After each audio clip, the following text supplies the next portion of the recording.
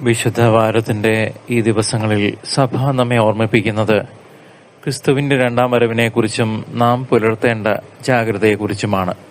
10 കന്യകമാരുടെ ഉപമയിലൂടെ സ്വർഗരാജ്യത്തിലേക്കുള്ള പ്രവേശനം ഒരുക്കമുള്ളവർക്ക് മാത്രമാണെന്ന് മത്തായിയുടെ സുവിശേഷം വ്യക്തമാക്കുന്നു. പാതിരാത്രിയിൽ കേൾക്കുന്ന മണവാളന്റെ വരവിനായി വിളക്കുകളിൽ എണ്ണ നിറച്ച് കാത്തിരിക്കുക എന്നത് നമ്മുടെ വിശ്വാസ ജീവിതത്തിന്റെ ലക്ഷ്യമാണ്. ഈ ഉപമ പെസഹ രഹസ്യത്തിലേക്ക് വിരൽ ചൂണ്ടുന്ന ഒരു മുന്നറിയിപ്പായി നാം കാണണം. ഇന്ന് വിശുദ്ധ വാരത്തിലെ ചൊവ്വാഴ്ച. നമ്മുടെ ആത്മീയ ജീവിതത്തിൽ എപ്പോഴും ജാഗ്രതയും ഒരുക്കവും ആവശ്യമാണെന്ന് ഇത് പഠിപ്പിക്കുന്നു. ആമോസ് പ്രവാചകന്റെ പുസ്തകത്തിലെ വചനങ്ങൾ ദൈവത്തിന്റെ ന്യായവിധിയെക്കുറിച്ച് വളരെ ഗൗരവകരമായ മുന്നറിയിപ്പുകൾ നമുക്ക് നൽകുന്നുണ്ട്.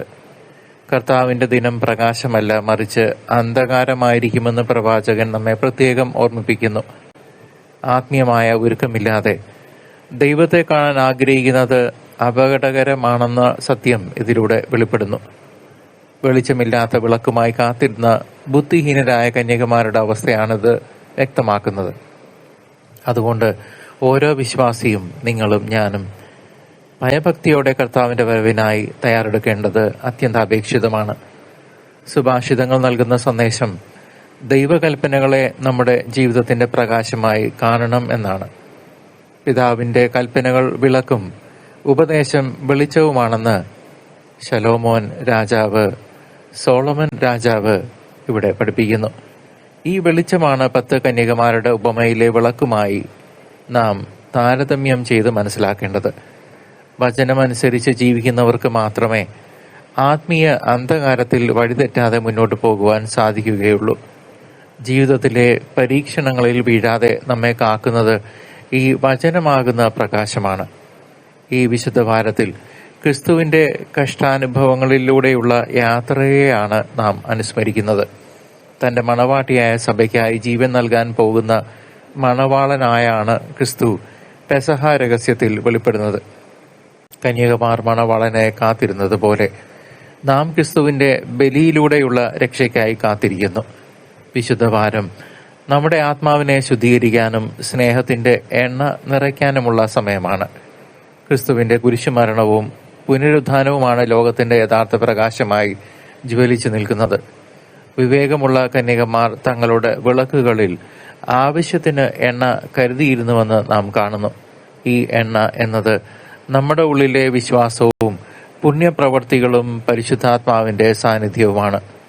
വെറുമൊരു ബാഹ്യമായ ഒരുക്കമല്ല, മറിച്ച് ആന്തരികമായ ഒരു പരിവർത്തനമാണ് ദൈവം നമ്മിൽ നിന്ന് ആഗ്രഹിക്കുന്നത്. വചനമാകുന്ന വെളിച്ചം അതുള്ളവർക്ക് മാത്രമേ അന്ധകാരമായ രാത്രിയെ അതിജീവിക്കാൻ സാധിക്കുകയുള്ളൂ. പെസഹ രഹസ്യങ്ങളിൽ പങ്കുചേരുമ്പോൾ നമ്മുടെ ജീവിതത്തിലും ഇത്തരമൊരു വെളിച്ചം നിറയണം. ആമോസ് പ്രവചിച്ച ന്യായവിധിയുടെ ദിനം ക്രിസ്തുവിന്റെ കുരിശിലെ ബലിയിലൂടെ പുതിയ അർത്ഥം കണ്ടെത്തുന്നു. കുരിശിൽ ലോകം ഇരുണ്ടപ്പോൾ ക്രിസ്തു ലോകത്തിന്റെ പാപങ്ങളെ മുഴുവൻ തന്നിലേക്ക് ഏറ്റെടുത്തു.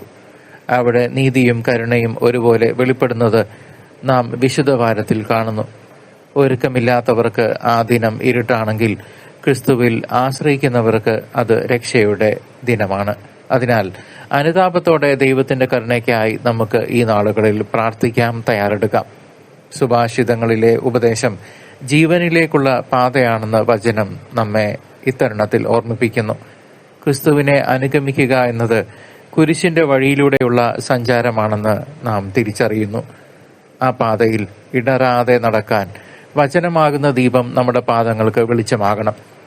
വിശുദ്ധ വാരത്തിലെ തിരുക്കർമ്മങ്ങൾ ഈ പാതയിൽ നമുക്ക് ശക്തിയും ജാഗ്രതയും നൽകുന്നു. ദൈവഹിതം അനുസരിച്ച് ജീവിക്കുന്നവർ പ്രകാശത്തിന്റെ മക്കളായി എന്നെന്നും ലോകത്തിൽ ജ്വലിച്ചു നിൽക്കും. 10 കന്യകമാരിൽ 5 പേർ ബുദ്ധിഹീനരാകാൻ കാരണം അവർക്ക് ദീർഘവീക്ഷണം ഇല്ലാത്തതുകൊണ്ടായിരുന്നു.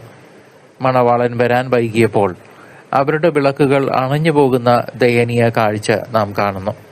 നമ്മുടെ പ്രാർത്ഥനാ ജീവിതം ഇടയ്ക്ക് വെച്ച് അണഞ്ഞു പോകാതിരിക്കാൻ നിരന്തരമായ ജാഗ്രത ആവശ്യമാണ്. പെസഹ രഹസ്യങ്ങൾ നമ്മെ പഠിപ്പിക്കുന്നത് അവസാനത്തോളം വിശ്വസ്തയോടെ ഉറച്ചു നിൽക്കണം എന്നാണ്. മണവാളന്റെ വിരുന്നിൽ പങ്കുചേരാൻ നാം എല്ലായ്പ്പോഴും ഒരുക്കമുള്ളവരായി തീരേണ്ടതുണ്ട്. വിശുദ്ധ വാരത്തിന്റെ ഈ ഘട്ടത്തിൽ നമ്മുടെ ആത്മാവിനെ നമുക്ക് ആത്മശോധന ചെയ്യാം. നമ്മുടെ വിളക്കുകളിൽ വിശ്വാസത്തിന്റെ എണ്ണയുണ്ടോ എന്ന് നാം വെളിച്ചത്തിലാണോ എന്നും ചിന്തിക്കാം. ക്രിസ്തുവിന്റെ കുരിശിലെ ബലി നമ്മുടെ ജീവിതത്തിന് പ്രകാശവും പ്രത്യാശയും നൽകുന്നു. അന്ധകാരത്തിന്റെ ശക്തികളെ തോൽപ്പിച്ച് പ്രകാശമായി ഉയർത്തെഴുന്നേറ്റ ക്രിസ്തുവിനെ നമുക്ക് ഹൃദയത്തിൽ സ്വീകരിക്കാം. അതീവ ജാഗ്രതയോടെ കാത്തിരിക്കുന്നവർക്ക് മാത്രമേ സ്വർഗീയ മണവറയിൽ പ്രവേശിക്കാൻ ഭാഗ്യം ലഭിക്കുകയുള്ളൂ. സഭയുടെ ഈ വിശുദ്ധ ദിനങ്ങളിൽ വചനത്തിന്റെ വെളിച്ചം നമ്മുടെ വഴികാട്ടിയായി മാറട്ടെ. കുരിശിന്റെ വഴിയെ നടന്ന ക്രിസ്തുവിനോടൊപ്പം നമുക്കും പ്രത്യാശയോടെ ഈ യാത്ര തുടരാം. ആമോസ് പ്രവാചകന്റെ മുന്നറിയിപ്പും സുഭാഷിതങ്ങളിലെ ജ്ഞാനവും ഉപമയിലെ ജാഗ്രതയും നമുക്ക് കൂട്ടാകട്ടെ. സ്വർഗീയ വിരുന്നിന്റെ സന്തോഷത്തിലേക്ക് പ്രവേശിക്കാൻ നാം ഓരോരുത്തരും തെരഞ്ഞെടുക്കപ്പെട്ടവരായി മാറണം. ദൈവകൃപയാൽ നമ്മുടെ വിളക്കുകൾ ലോകാവസാനത്തോളം അണയാതെ ജ്വലിച്ചു നിൽക്കട്ടെ എന്ന് ആശംസിക്കുന്നു.